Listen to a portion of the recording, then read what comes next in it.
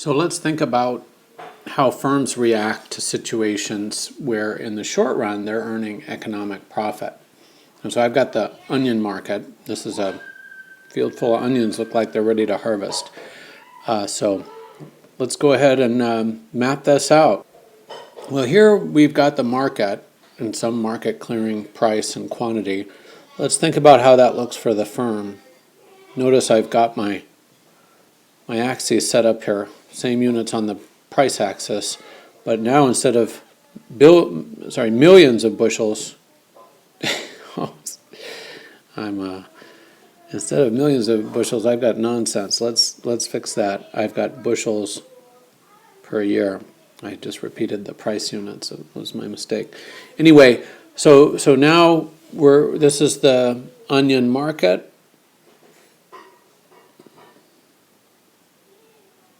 And this is the onion firm.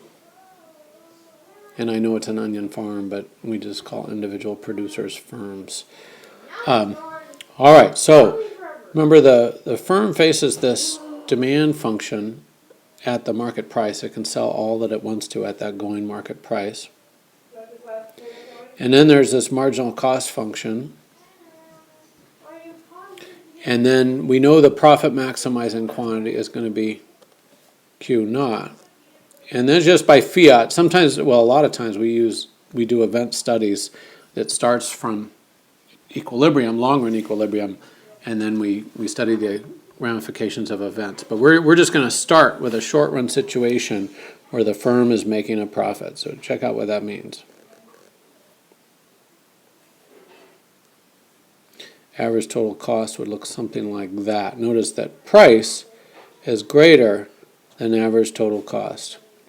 Well, we know from our previous analysis, our previous unit, that's ATC naught, we know that profits are going to be the shaded, for now, black rectangle. Now, one thing I want to point out to you is that notice I took average total cost at quantity level Q naught and then brought that straight across. A lot of students, for some reason, just assume that average total cost is at minimum average total cost, and that would be an error. So make sure you map the average total cost from the point on the average total cost curve that corresponds to the quantity that's being produced. So that's what's going on there. All right, well, this is a short run situation. This can happen even in a competitive industry, but in the long run,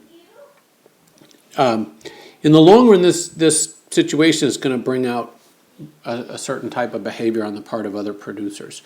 So think about it. Onion farmers, these are economic profits. So maybe the normal rate of return to farming is 5% on the value of the land. That's probably a good year for most farmers, but somewhere 4 or 5%.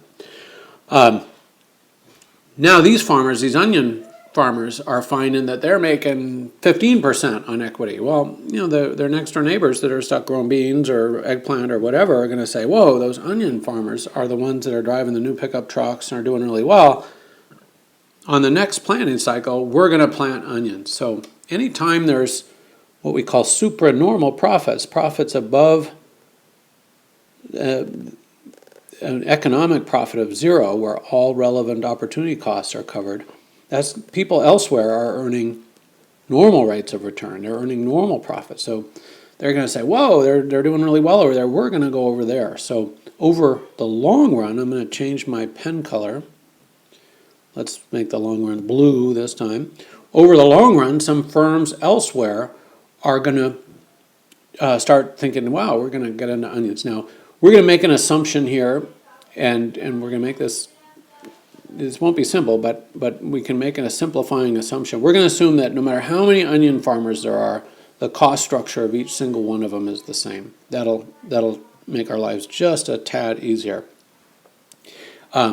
So even when a lot of firms enter, there's each firm is going to have the same cost structure. All right, so what's going to happen as new firms enter? How would we model that in this framework? Let's think about that for a second. There'd be more producers. Entry is what we call it.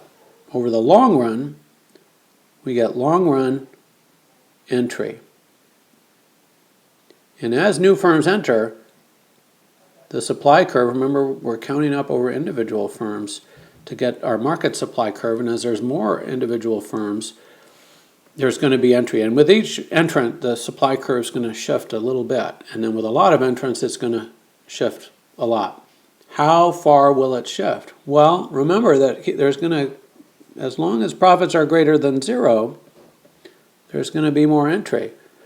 So we know that entry is going to keep occurring over the long run until the new supply curve and the new market equilibrium is just at the point where all the firms in the industry are making zero economic profits. And each firm is producing what we're going to call very creatively Q1. So if there's short-run profits, that's going to attract entry. Entry is going to occur until the firms in the industry are making zero economic profit. Made with Doodlecast Pro.